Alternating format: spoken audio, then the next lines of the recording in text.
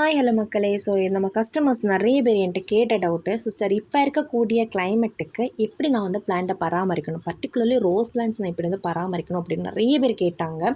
So ஒவ்வொருத்தங்களுக்கு நான் audio போடுறதுக்கு நான் ஃபுல்லாகவே இந்த வீடியோவில் எக்ஸ்பிளைன் பண்ணுறேன். ஸோ என்னென்னு பார்த்தீங்கன்னா, ஃபஸ்ட்டு விஷயம் செமி ஷேடில் வச்சுக்கோங்க, ஓகேங்களா? ஏன்னா இப்போ செமி ஷேட் தான் கரெக்டாக இருக்குது. நான் இல்லைனா 11 மணி வரைக்கும் இருக்க வெயில் சூட்டபுளாக இருக்குன்னு சொல்லியிருக்கேன்ல, 10 மணி வரைக்கும் தாங்க இப்போ ஓகே. அதுக்கு மேலே தாக்கு பிடிக்க முடியாது, நம்மளாலே வெளியில் தாக்கு பிடிக்க முடியாது, ரொம்ப கஷ்டம். ஸோ அதனால் செமி ஷேடில் வச்சு வளர்த்துக்கோங்க. இல்லைன்னா க்ரீன் கவர் ஏதாச்சும் போட்டு மறைச்சி விடணும், அது வெயிலோட தாக்கம் ரொம்ப அடிக்காதபடி பார்த்துக்கோங்க.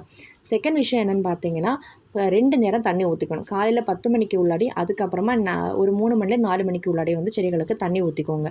தென் வந்து இந்த வேர் பகுதியில் இந்த அசோலாஸு, தேங்காய் நார், தேங்காய் மட்டை, அது மாதிரி கொக்கோ பீட்டு, இதில் ஏதாச்சும் ஒன்று செடியோட வேர் பகுதிகளில் போட்டு தண்ணி ஊற்றுங்க.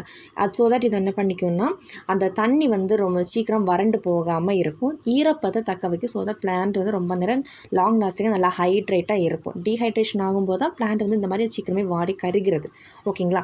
அதுக்கப்புறமா பார்த்தீங்கன்னா, எப்போ தண்ணி ஊற்றினாலும் வேர் பகுதியில் மட்டும் இல்லைங்க, செடி ஃபுல்லாக நனைகிற மாதிரியும் தண்ணி ஊற்றிக்கோங்க. ஸோ தட் பிளான்ட் நல்லா ஃப்ரெஷ்ஷாகவும் இன்னும் ஹெல்த்தியாகவும் இருக்கும், ஓகேங்களா? ஸோ அந்த அதிகமான வறட்சியும் தாக்கு பிடிக்கும். வீடியோ பிடித்தா லைக் அண்ட் சப்ஸ்கிரைப்.